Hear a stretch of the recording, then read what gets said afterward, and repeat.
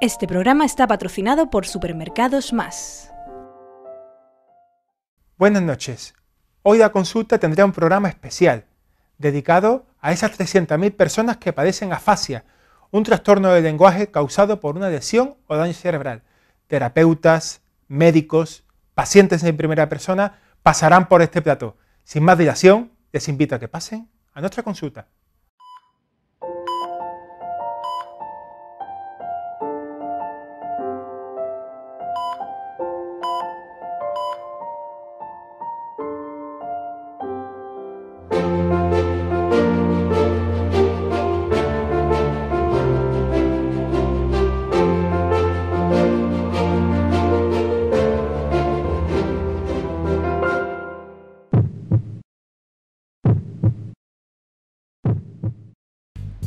Les ofrecemos un especial sobre la afasia, un trastorno del lenguaje generado tras sufrir un ictus o accidente cerebrovascular. Para ello contaremos con la presidenta de la Asociación para la Rehabilitación y Prevención de la Afasia, ARPA, Rosario Maldonado, así como con los neuropsicólogos de la entidad, Aarón del Olmo y Sara Yuste. También intervendrán el doctor Marcelo Bertier, investigador del Centro de Investigaciones Sanitarias de la Universidad de Málaga, así como los representantes de asociaciones de afásicos en Madrid, Asociación Ayuda Afasia y Málaga AFAMA. En la sección del espejo, el psicólogo clínico del Centro Kairis, Manuel Salgado, tocará todo lo relacionado con el papel de la familia y en su bloque del Ave Fénix entrevistará a José Carlos Martínez, un paciente afásico que ha conseguido recuperar el habla. ¿Cómo se sentiría si de buenas a primeras perdiera la capacidad de comunicarse?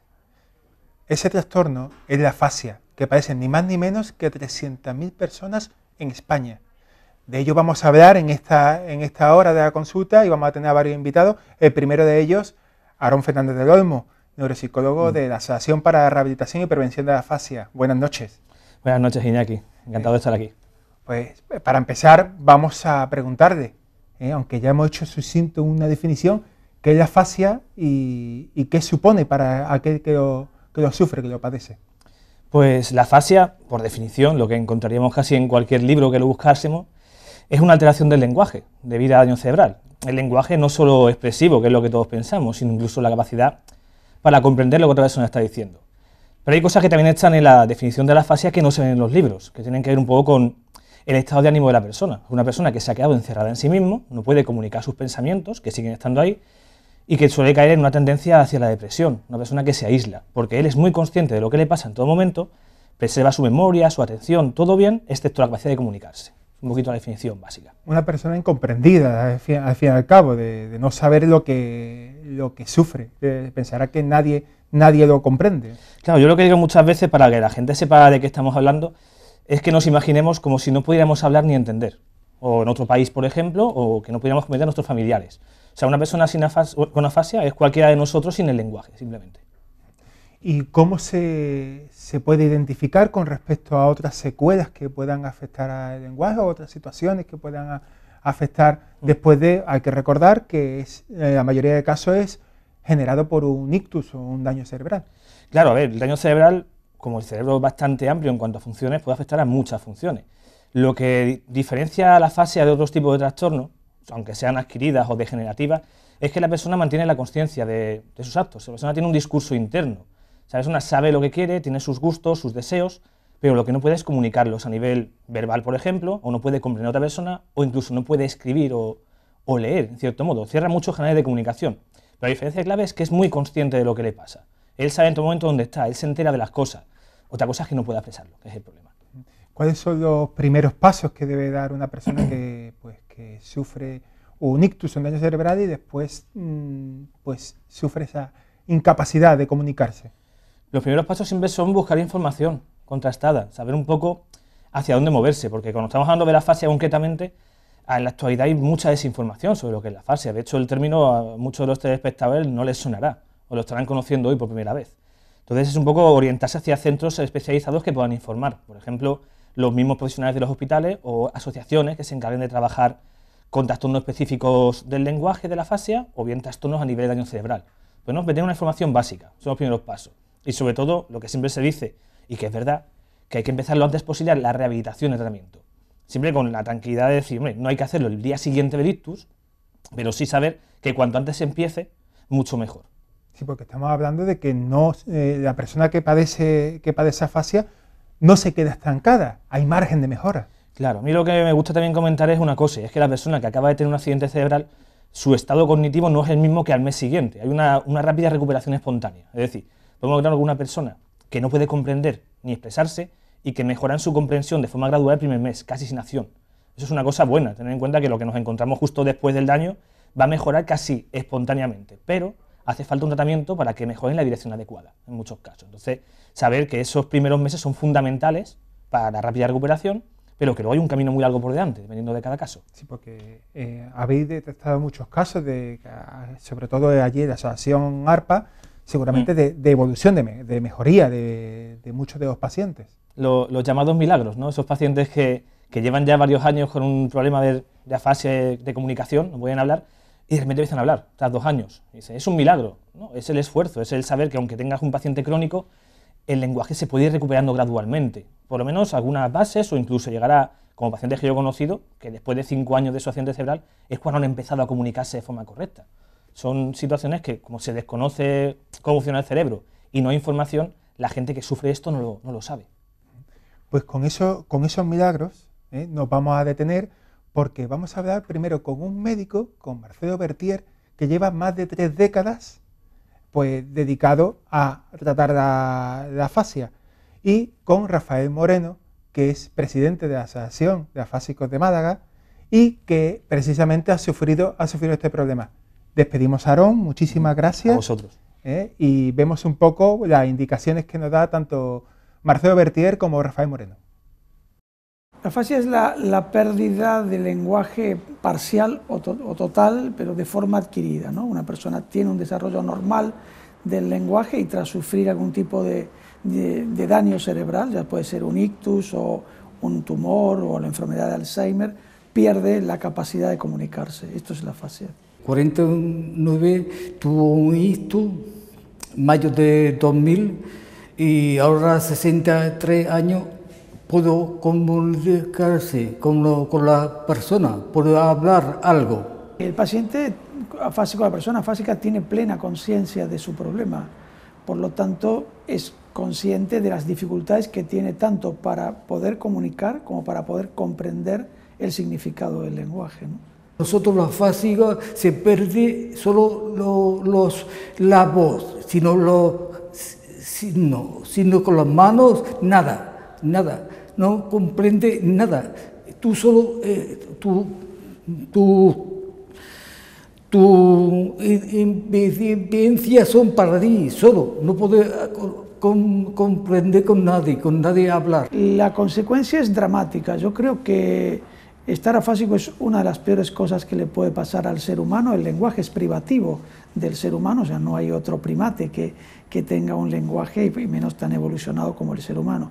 Por lo tanto, perder la capacidad de comunicarse es una condena, digamos, a veces definitiva, al aislamiento, la pérdida del trabajo, la pérdida de las relaciones personales, la pérdida de relaciones afectivas, la pérdida del patrimonio o del poder adquisitivo, porque las personas tienen que dejar de trabajar y esto los sume habitualmente en cuadros depresivos, de ansiedad y sobre todo de aislamiento. Es un mundo aparte. Cuando tiene un hito, tiene una secuela de afasia, pasa otra vida.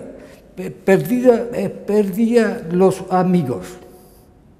Porque los amigos van otro día antes. ¿Cómo está? Pero él ve que no puede hablar contigo. Tú no puedes hablar con ellos, ¿qué hacen? Al final se queda sin amigos.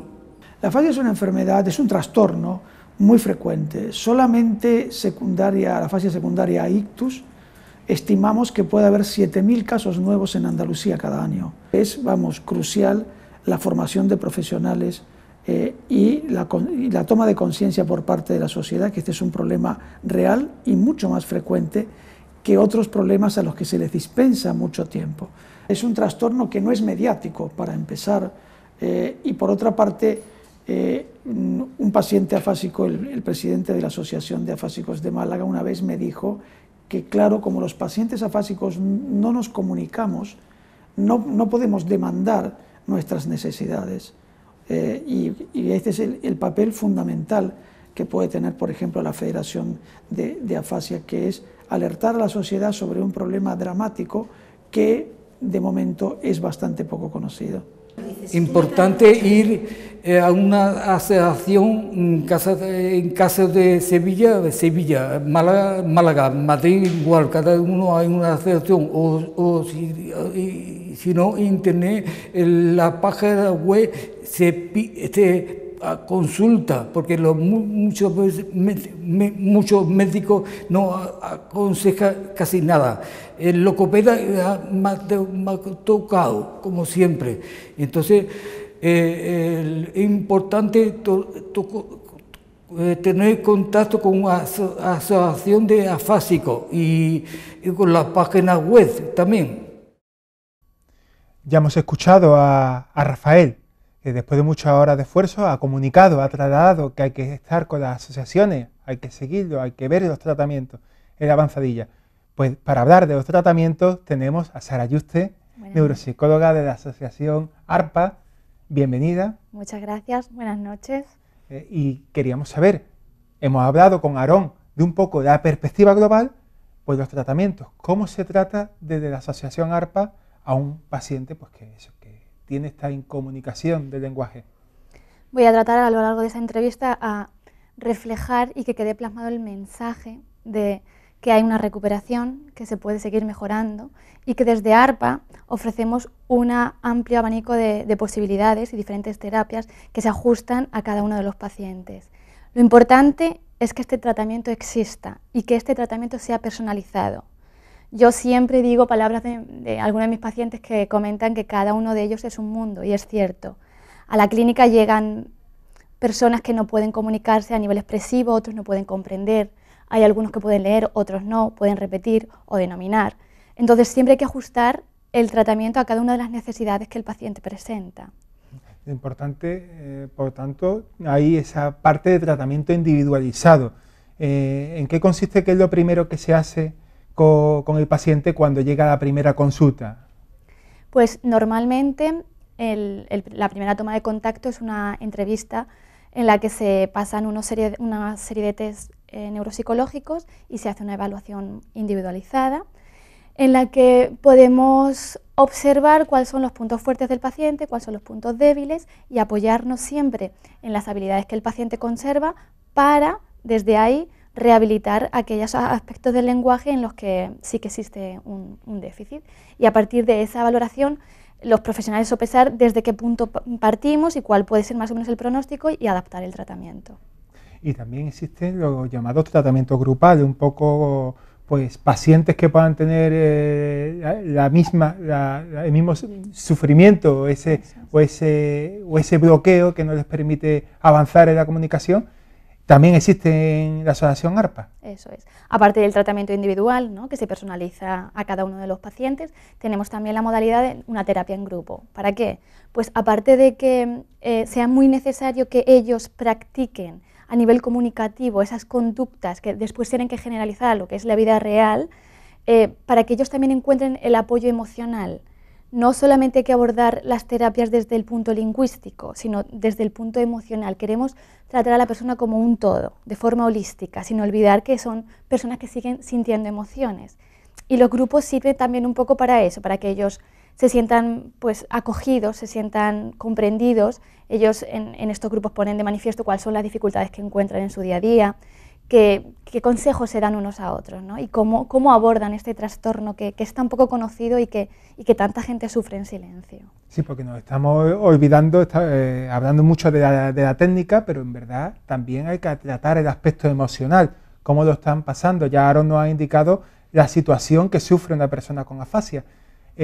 ¿Cómo se aborda ese tratamiento emocional?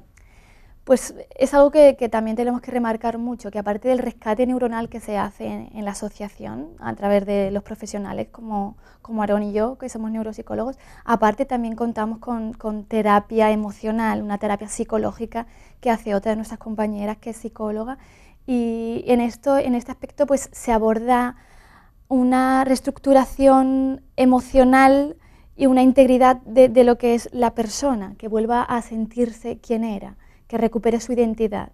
Yo siempre pienso en un ictus, ¿no? E imagino un espejo roto. Estas personas tienen que volver a colocar las partes del espejo para volverse a ver reflejados y que se sientan ellos mismos. ¿Y contribuye también los tratamientos intensivos? Por supuesto, vamos, eso está comprobado y lo vemos nosotros en terapia. Son tratamientos muy intensivos porque se llevan a cabo en 10 días, en 2 semanas, de lunes a viernes, por ejemplo, y como mínimo 3 horas al día. Y lo que se intenta en esos tratamientos intensivos es que se restrinja la vía visual y que la única vía de comunicación sea la verbal.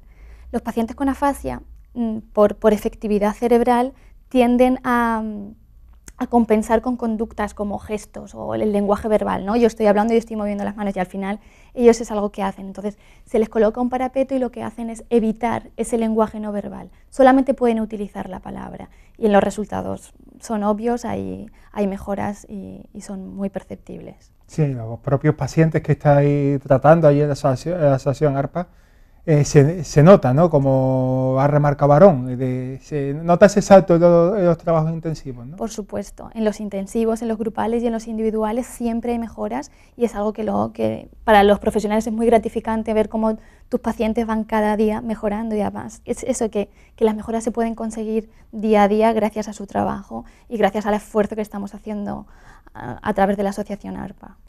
Pues con ese mensaje nos quedamos. Muchísimas gracias. Muchísimas gracias Sara. A vosotros. Os invito a que veáis el siguiente reportaje porque Sara viene de Madrid, de trabajo que desde hace años lleva realizando la Asociación Ayuda Afasia, y con ello nos detenemos con Elena Briades y con la presidenta de la Asociación Ayuda Afasia, Paloma Blanco. Hace 13 años, yo tenía 34 años y tuve un ictus, un derrame cerebral, y entonces pues como consecuencia me quedó una afasia al principio muy severa y poco a poco fui recuperando. En la afasia tenemos que, si del 60% de las personas que sufren un ictus sufren afasia, de ese 60% hay entre un 40 y un 60% que se recupera el primer año. Y entre el 40 y el 60% restante, digamos que se le cronifica la afasia, pero no significa que no pueden mejorar, siempre pueden mejorar. Si me dicen hace 11 años que yo puedo hablar como estoy hablando hoy, es que no me lo creo, no. Entonces pues es un trabajo muy difícil, muy costoso, muy lento, que si alguien me está oyendo y pues que no se desanime nunca porque es muy lento. Los factores principales para que mejoren fundamentalmente es una intervención temprana, intensiva y específica del lenguaje. ¿Esto qué significa? Pues que cuanto antes empiezan a hacer ejercicios de rehabilitación del lenguaje, cuanto más intensivos sean y cuando esos ejercicios, digamos, estén formados por expresiones, frases y palabras que sean muy frecuentes en la vida diaria, tienen más probabilidades de que luego lo generalice en su vida diaria, lo utilice y que poco a poco vaya reaprendiendo la capacidad de comunicarse. Tienes que trabajar mucho y bueno, pues nunca se sabe hasta cuándo y hasta cuánto, pero siempre se tiene que intentar todo. Yo decía, yo quiero todo. Nosotros siempre intentamos que los ejercicios, como suelen tener bien la memoria visual, pues siempre utilizamos muchas imágenes. Normalmente acompañamos la imagen de un objeto con el sonido, con la palabra que asigna ese objeto, por ejemplo, la imagen de un vaso con la palabra vaso, la palabra escrita vaso, y lo que hacemos es que haga ejercicios, pues uno sea de completar la palabra vaso, otra repetirla, otra combinar, o sea, tenemos las sílabas desordenadas, las tiene que ordenar, las letras desordenadas las tiene que ordenar, etcétera. Entonces, depende de la gravedad, empezamos con palabras, sustantivos, poco a poco vamos haciendo frases más complejas y a nivel sintáctico y semántico cada vez más complejo, pero con un significado adecuado. La afasia es, la mayoría de las veces es crónica, pero entonces nos dan poco tiempo de tratamiento o nada, y si tienes posibilidades para llevar otro tratamiento privado, pues te lo puedes permitir, y si no, pues te vas a casa y con la incapacidad de comunicarte, pues te quedas aislado. Y bueno, entonces nosotros pensamos en la necesidad de crear esa asociación para dar tratamiento a todo el mundo. Muchas de las personas que nos oyen ni siquiera habían oído jamás lo que es afasia, y luego muchas personas que tienen afasia lo que se quejan es cuando me ven que no hablo bien, porque hablo con, a lo mejor pronuncio mal o hablo solamente con sustantivos, un lenguaje telegráfico, o me confundo de palabras, ellos tienen miedo porque dicen, ¿será que piensan que me he quedado mal en otros aspectos? Y una persona con afasia sigue teniendo sus ideas, sigue teniendo sus pensamientos, sigue teniendo los conocimientos, tiene el lenguaje interior, lo único que le ocurre es que no puede expresarlos. Es como si estuviera en otro país. La Asociación Ayuda Afasia es una asociación de personas con daño cerebral con afasia, familiares y amigos, que presta tratamiento e información a las personas que padecen esta enfermedad o secuela. Es muy importante saber lo que es la afasia, saber lo que significa que la afasia no es perder otras capacidades cognitivas, y acercando a los demás lo que significa ser afasia, pues también entienden que una persona con afasia cómo se puede sentir y no se queda excluida, digamos, de otros ámbitos de la sociedad, no se queda aislado. Entonces ese es nuestro objetivo. Tanto Elena como Paloma fueron claves en la búsqueda de respuesta por parte de la presidenta de la Asociación para la Rehabilitación y Prevención de la Afasia, ARPA, y presidenta también de la Federación Española. Rosario Maldonado, buenas noches. Buenas noches, Iñaki. Encantada de estar aquí con vosotros. Que estabas en un camino dificultoso porque tuviste pues, un problema familiar, precisamente, con la afasia de por medio, sí, y encontraste a Paloma y a Elena. Así fue. Mirad, la afasia entra en una familia pues sin esperarlo. Llega un día, y esto lo viví yo con mi madre hace ahora ya unos 3 años y medio, y realmente era muy complicado porque no encontraba una solución. Yo veía que mi madre era plena por dentro, pero no podía comunicar. Entonces todas las noches buscaba y buscaba en internet, 2 años buscando por internet, hasta que un día veo la palabra afasia, la leo y digo, esto es lo que tiene mi madre. Y a continuación sigo buscando y aparece Paloma y dice, soy afásica, soy la presidenta de la Asociación de Ayuda a la Afasia en Madrid. Y yo dije, ¿qué es lo que hay que hacer?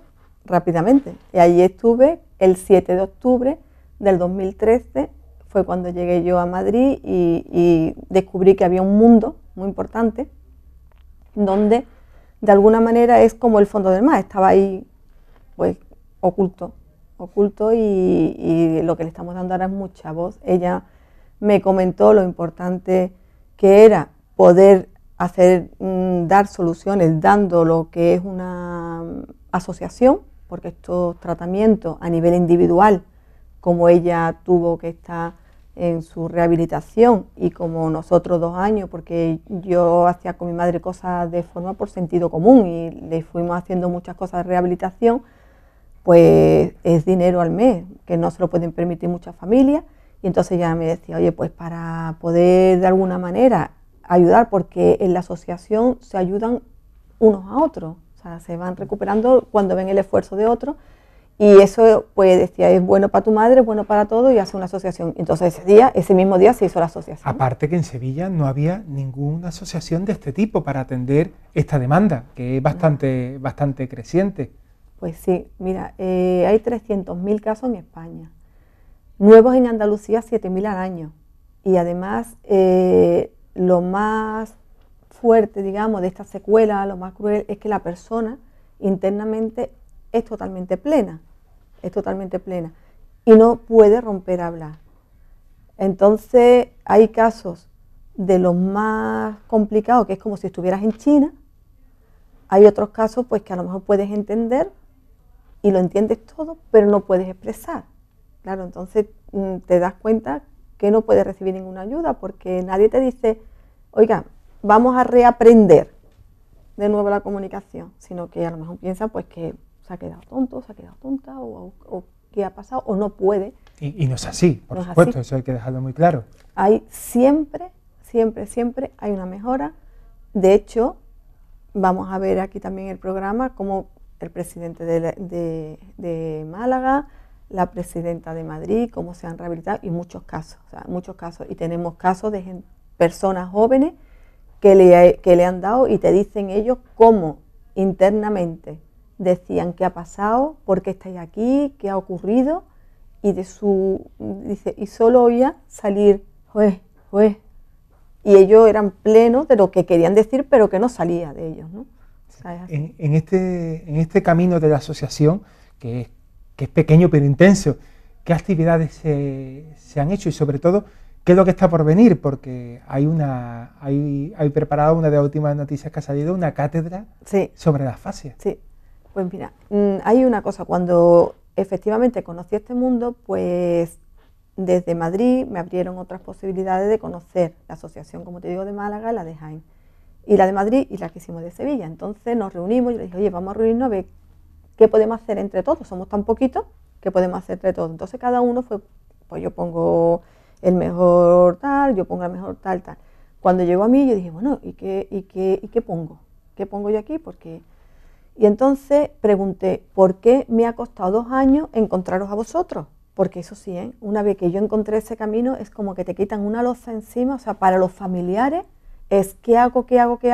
Y cuando tú ya ves un camino de esa esperanza, porque ves que existe la rehabilitación, que es dura, pero que existe, como yo veo en el caso de mi madre, que ahora es feliz, y nosotros alrededor somos felices, pues eso es muy importante. Entonces el compromiso que hicimos fue reunirnos todos desde una federación y dar mucha voz para que realmente puedan llegar a todas las personas que tengan esta secuela después del ictus, pues que tengan esa rehabilitación. ¿Sabes? O sea, que en esa línea es la que nosotros estamos realmente trabajando día a día. ¿Qué es lo que hicimos para dar voz? Pues en este cierre del 2014, bueno, empezamos a hacer muchísimas actividades, pero realmente a funcionar fue desde el 1 de abril, porque todas las terapias vienen desde Madrid, que son las que funcionan. Entonces nos prepararon a nuestros neuropsicólogos para que diéramos la terapia igual que ellos tienen muchos años de experiencia y funciona con esas terapias.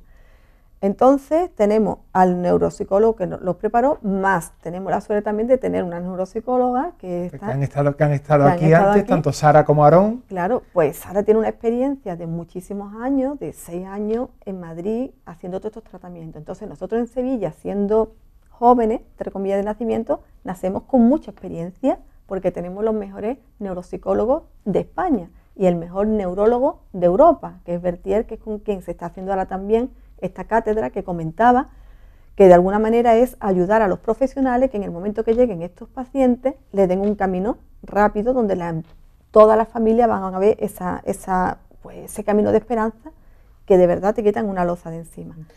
Hemos hecho, bueno, por contestarte rápidamente, hicimos una exposición con unos, muy solidarias las personas que pusieron esta exposición, los artistas.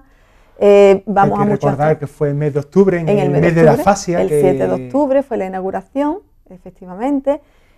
Vamos a muchísimos actos sociales, porque lo que queremos es integrar a esta persona en la sociedad. Tuvimos, por ejemplo, pues el lunes santo, estuvieron también donándonos un tema a la asociación nuestra, y entonces pues todo el lunes santo de Sevilla ya conocen lo que es la fascia. Nos metemos en tema, por ejemplo, pues cuando hemos hecho congresos a nivel empresarial, también vamos y explicamos lo que es la fascia. Todos los actos que podemos entramos y hablamos lo que es la fascia.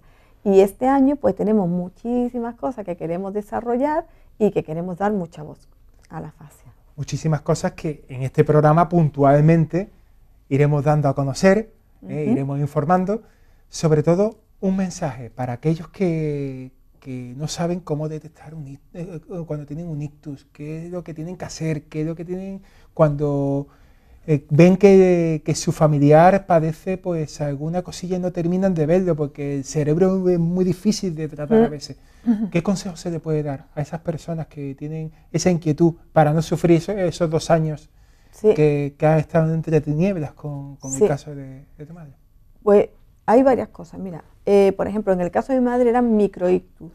Esos son muy difíciles de detectar porque son tan pequeñitos, pero claro, ¿qué ocurre? Lo típico, pues se le olvida tal cosa porque es de la edad, se le olvida tal, no, hay que detectarlo. Luego es muy importante tener controlado el colesterol, la tensión, todo esto lo que es que no tenga el ictus. O sea, puede ocurrir una fascia por un accidente, alguien tiene un accidente en un automóvil o alguien tiene un accidente en una bicicleta y le cae la parte de la comunicación y es accidental.